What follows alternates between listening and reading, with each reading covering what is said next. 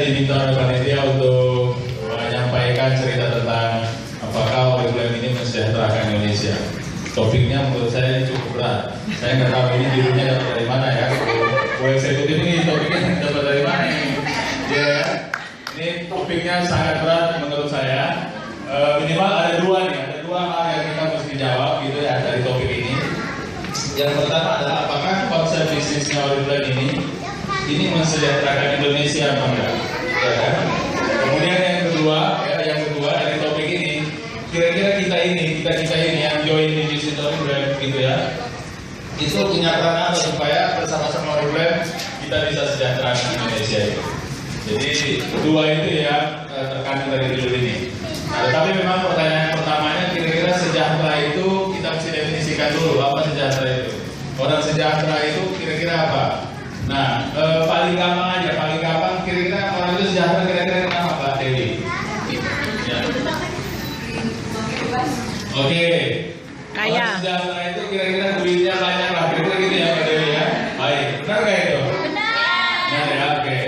Apalagi orang sejahtera itu kira-kira apa Ibu Uti?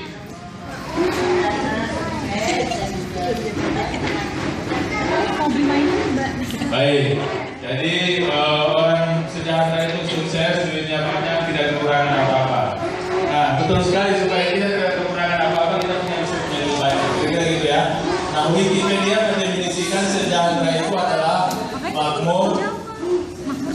Makmur ini mungkin punya lebih banyak kali ya, sehat. Kalau tidak sakit-sakit gitu ya, mungkin agak berkurang ya sejahteranya ya. Dan damai gitu, nggak ada tembak-menembak antara polisi dan tentara gitu ya. Kira-kira gitu konsepnya Wikipedia tentang sejahtera. Next, nah kalau di kantor saya, kebetulan di kantor saya itu di Kemenko Desa itu punya istilah yang disebut dengan pembangunan itu ya. Pembangunan itu tujuannya menciptakan indeks pembangunan manusia yang tinggi. Jadi negara-negara itu berlomba-lomba agar HDI-nya, Human Development Index-nya itu tinggi.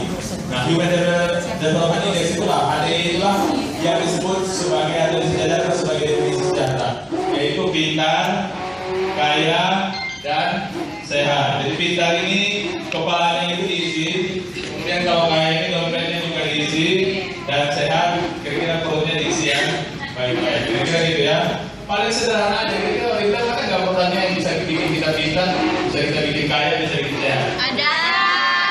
Ada ya. Nah, ternyata Oriflame itu waktu kemarin saya diajak istri aku ya, sehingga oleh-olehnya ya diangkarin lah diangkarin oleh-olehnya. Nah, ternyata memang Oriflame itu ada dua kata kunci tentang bisnis dan produk Oriflame, yaitu beauty and wellness, kecantikan dan wellness itu mungkin sehat ya. Nah itu, jadi dari segi produknya aja sebenarnya Oriflame itu sudah menjurus ke sini, sudah menjurus ke definisi sejahtera tadi. Baik, mari kita lihat lebih lanjut. Nah, selain pintar, kaya, sehat, sejahtera itu kira-kira ada lagi nggak ya? Ya, selain pintar, kaya, kuat, tidak sehat, di luar tiga ini kira-kira ada yang mau nyumbang ide nggak apa maksud dari sejahtera itu? Atau kira-kira orang sejahtera itu apa lagi? Yang ya, apalagi yang selalu dari sebelah sini ada yang mau nyumbang pikiran? Mbak Ati atau Mbak Elis, selain pintar, kaya, sehat, apa lagi kira-kira yang memenuhi kriteria sejahtera itu?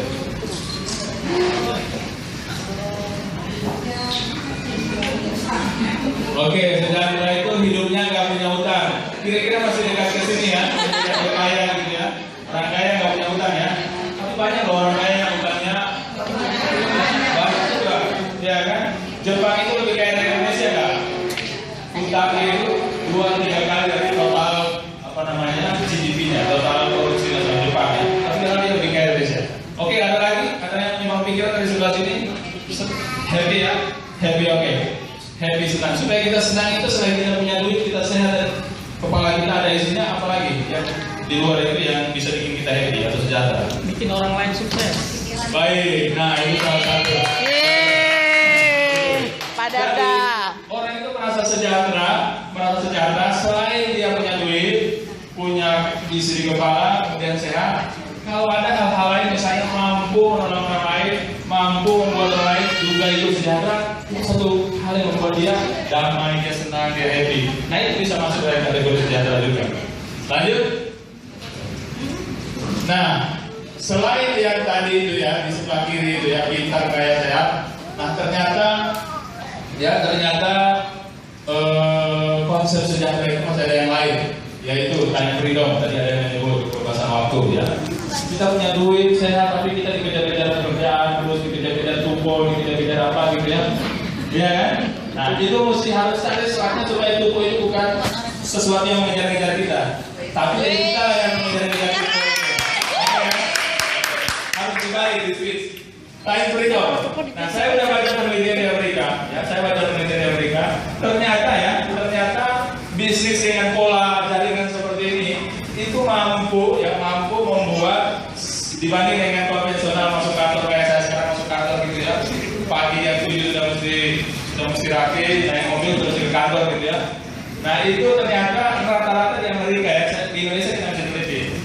Yang join bisnis jaringan seperti ini 40% lebih rendah waktunya untuk yang disebut dengan kantoran. Jadi itu tanya begitu. Kemudian legasi warisan, ini bisnis yang bisa diwariskan. Nah kita juga kalau ada orang lain bisa ikut lebih sejahtera, itu warisan yang sangat hebat. Jadi orang sejahtera itu kalau dia bisa mewariskan sesuatu, kemudian banyak teman menjadi orang penting, ya nanti mau direkognisi itu penting nih. Ya Oriflame konsep bisnis kita ini membuat kita jadi orang penting, dicari-cari banyak orang, dicari online, ditanyain macam-macam. Kita merasa kita ini dibutuhkan gitu ya. Nah itu ada orang happy gitu, jadi sejahtera, menjadi feeling happy gitu ya. Kalau ada yang nyari-nyari berguna bagi orang lain. Nah di luar itu masih ada lagi. Ini yang langsung melekat kepada ini penghasilan kinar ini ya. Kenapa kinar ini ya? Yang jelas penalih. Nah, tapi yang jelas ini Mas Andri saya ambil dari slide Telkomsel ini. Ya, slide Telkomsel yang saya ganti ini ya. Terus Telkomsel presentasi di kantor saya. Udah saya ambil satu slide ini. Karena saya lihat ini milik kinar ini. Kinar atau kintan. Ya. Nah, selain itu ya ternyata sejahtera itu juga kalau misalnya bisnis Oriflame ini atau kita itu terlibat misalnya dalam isu-isu lingkungan, ya. Ada orang ya, anak-anak Greenpeace itu merasa happy banget kalau misalnya ada satu isu lingkungan bisa disolve, ya, bisa diselesaikan. Ada 1000 pohon bisa dijaga di tebang, itu ada yang orang happy seperti itu, ya. Kemudian juga value ya, nilai. Mungkin kalau kita bisa terlibat dalam perdamaian, maka itu bisa membuat kita sejahtera. Nah ini konsep-konsep sejahtera yang lain yang bisa mau nambah. Apakah ini ada di Oriflame? Mari kita lihat sama-sama. Next. Nah beberapa tanda bahwa Oriflame itu punya kontribusi terhadap mensejahterakan Indonesia. Next.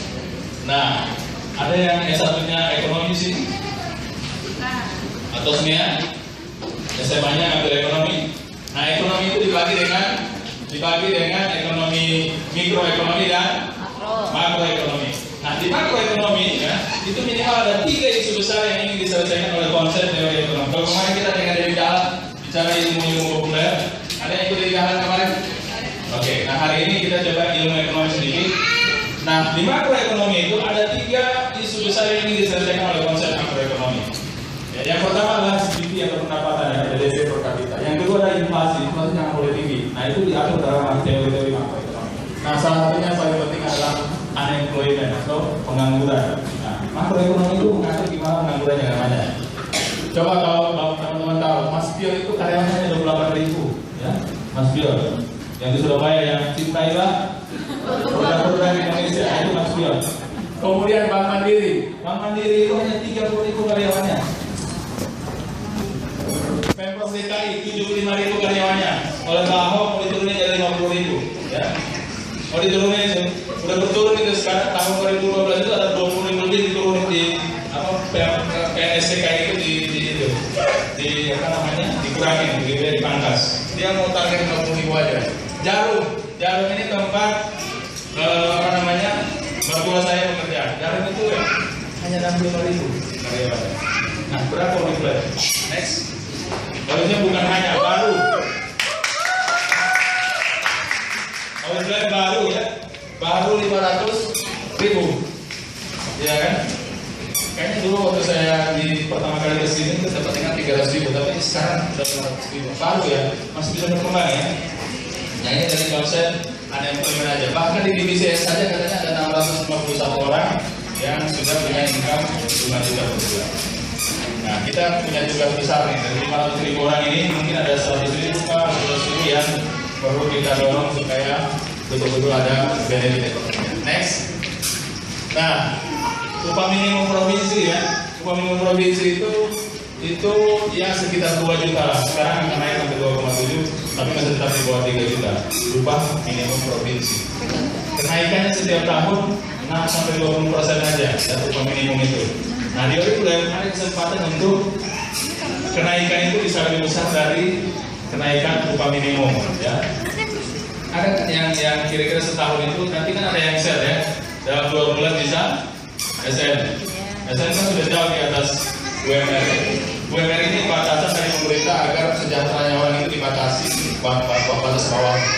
Nah kemudian kita mesti betul-betul bisa memastikan ya bahwa 500.000 orang tadi itu atau berapa yang di bawah itu bisa segera naik sehingga jauh di atas upah minimum itu.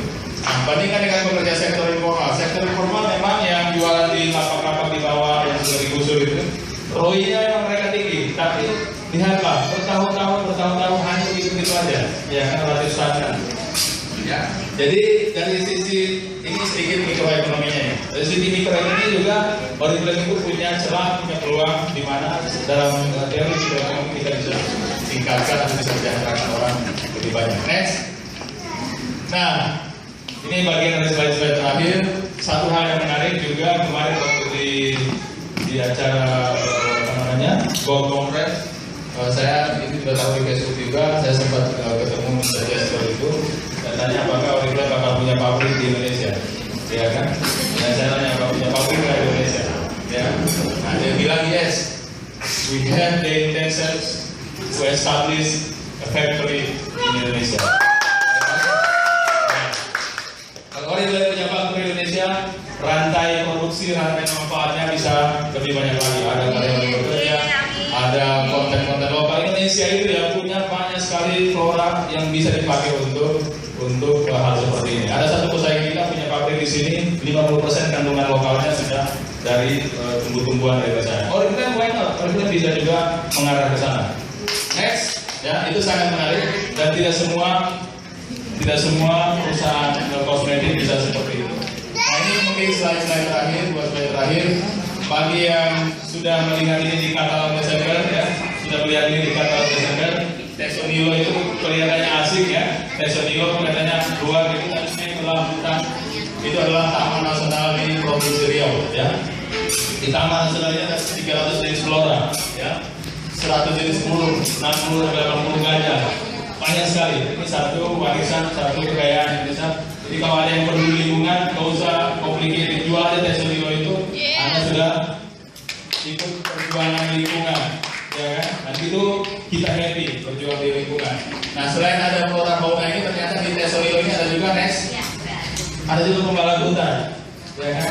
Ada juga pembalap hutan di sana dengan backing-backingnya apa dan macam-macam. Nah supaya kita bisa melawan pembalap ini, kita harus memperkaya atau memanfaatkan petani madu di mana ini yang produk ini adalah hasil dari teman-teman petani. Petani madu yang melawan para pembalap madu. Jadi itu.